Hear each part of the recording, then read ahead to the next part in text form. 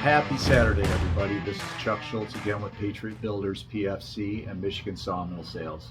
We just had a blower door test performed on one of our Michigan pole barn homes. We're going to play a video in a second to show how the test is performed. Our recorded test we recorded the initial testing, and it came in at a 3.3 air changes per hour. Code requirement is 4. Typically, we like to hit the high 2s with our homes. They are hard to pass because of their ranch, typical ranch Michigan pole barn home on a slab is usually a little bit difficult to pass because we don't have the air volume of conditioned air, including a basement. So typically they are a little bit tougher to pass on the blower door test required by the state to, get a C of O. It's one of the requirements. And when we took our video, we ran another test for this video to show you how the test is performed. It's actually quite simple. It's not a difficult thing to do or to have the test done. But we actually performed a little bit better than our recorded test, and I think it might be because we had an exterior door not latched all the way on accident or whatever. But you'll see in the video we've got 1010 CFM, and when you do all the equations with the air volume, it actually, the second test that's not recorded performed better. That worked out to be 3.12 air changes per hour. So it was a little bit better. Like I said, it might have been because of a door not latched all the way in the initial test.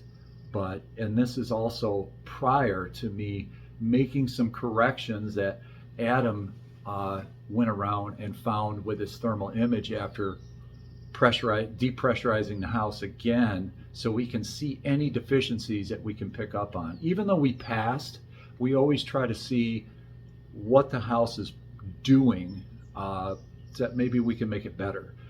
We typically try to keep our houses in that 2 point whatever area, between 2 and 3 air changes per hour. Usually you get a little tighter, you have to take other precautions to make sure the indoor air quality is up to standard. Otherwise we don't want to create a dirty home either. And so stay tuned, watch the video. I hope it gives you some insight on how the blower door tests are done and figured. So thanks again for watching. Please subscribe, watch the video. Thanks, guys. Good afternoon, everybody. This is Chuck Schultz with Patriot Builders PFC. We are doing our final touches on this build from in Brighton area. It's a Michigan pole barn home, and I'm going to flip the camera around here in a second, and I'm going to introduce Adam from Washtenaw Blower Door, and he's going to explain what we're doing here. Our slab homes tend to have a little bit less volume, and they tend to be a little bit on the difficult side to pass on a standard run, unless we do some extreme weatherization practices. So I'm going to turn the camera around here, and here you go. This is Adam with Washtenaw Blower Door Test. Could you explain what we're doing here? Absolutely, Chuck. Good afternoon, everybody. We're doing a blower door test. I've got everything all set up currently. We have a frame and a canvas cover with a fan going into my manometer right here.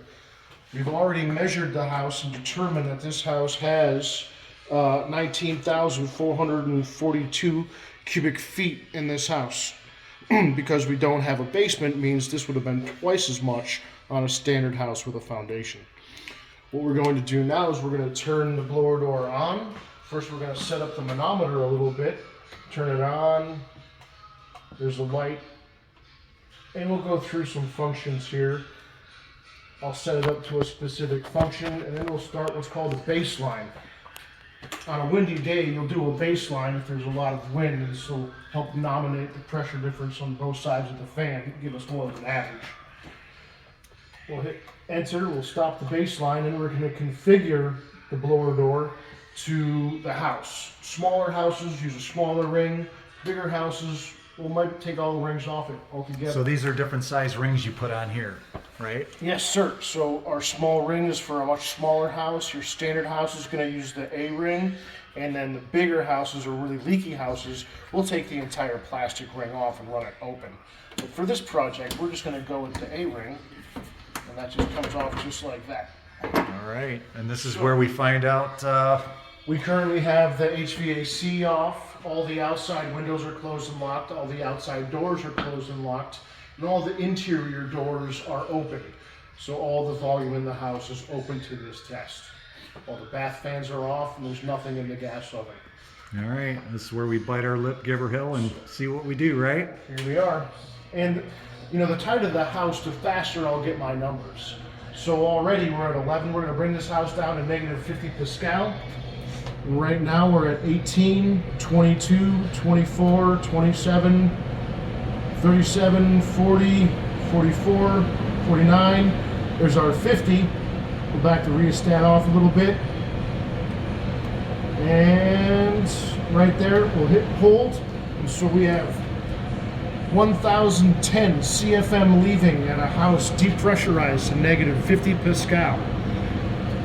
With the volume of 19,442, what we'll do is we'll times our 1010 by 60.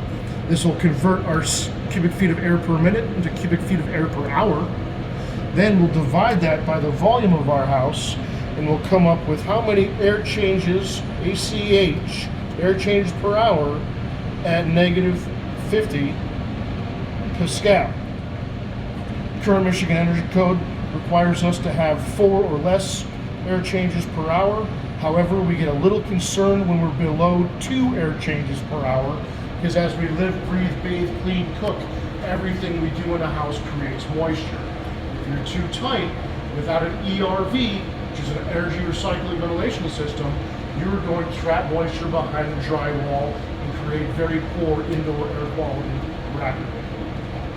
This house tests out at 3.3 air changes per hour. And Chuck and I walked around with a thermal camera, found some areas that we could have done some more air sealing to in the attic. Because this is a slab, paying attention to air sealing in the attic is the most crucial thing, aside from making sure that sill plate has more than just blue sill seal tape. All right, everybody, so we go through this, and Adam has actually helped give us pointers in the past on how to keep improving on that. And again, Adam, you came through here, you gave us our initial test. You went through here and with a thermal image camera and found Every little bit of air sealant that we can do. Now, we are to code, and this is our standard. Like, we are at a, this isn't extreme measures taken on an energy envelope. This is our standard. And also that the square footage of the home is around 2,000 square foot, but it's on a slab. Mm-hmm. And so we don't have extra volume of a basement or a crawl space or any other conditioned space to really. And because of that, makes the house twice as difficult to pass. Okay. 50% of passing my test is framing. Mm-hmm. The other 50% is air sealing, because insulation does not stop airflow. Right. And so we have to make sure before we put our loose fill in the attic that we've air sealed every possible wall top, top plate, can light, bath fan, attic hatch, anything that's going to allow air movement from the attic into your thermal envelope has to be air sealed. Outstanding. So, and what we found is we found a little bit of sealing around our plenum on the HVAC system, and we also found, we thought we had gasketed off the proper way for the bath attic access. The attic access. That was letting a lot in there. Using the correct weather stripping will solve all types of issues. So those are things we're going to make corrective measures for. And we're not going to call Adam back out here to retest it. We've got our requirements, and we're doing what we got to do, but we know we're going to improve upon that no matter what. So we're going to improve a few things there, and we're also going to write a few things down that maybe I got to climb up into the attic space and check a few things even after we have our spray foam contractor, because they're human. They might miss a thing or two. Maybe the bath fan was tilted a little bit, allowing for a little bit of airflow. Yeah. Maybe we can double check and make sure to look and see if there's an outside air plumbed into a return duct work up there. Exactly. So we always try to do our best and outdo our last project. I know we've done better before. But again, these things, the smallest little thing matters with this type of test. 3.3 on a blower door test is still respectable, especially on a house on a slab. Also, the tighter our thermal envelope, anything in between 2 and 4, the indoor air quality is going to be a lot better because now all the interior air is being scrubbed by our furnace filter. Gotcha. Not coming in through cracks around our house, letting in outside smoke, outside pollen, outside anything coming into our house. So the tighter your thermal envelope, the better the indoor air quality and lower energy bills. All right, everybody. I hope that video kind of helped explain the blower door test process if you haven't already experienced that before. It's painless, it's quick, and this video pretty much shows how our basic Michigan pole barn home performs even with vinyl windows and stuff like that. So we put a very good effort into the weatherization and the energy envelope, insulation, everything like that. So even though a slab on grade home across the board is typically more difficult to pass than a home over a basement, we still perform very well. And if you even have a existing home and want to see if there's any ways you can improve the energy efficiency of it, give Adam a call. Adam Carr with Washtenaw Blower Door Test LLC.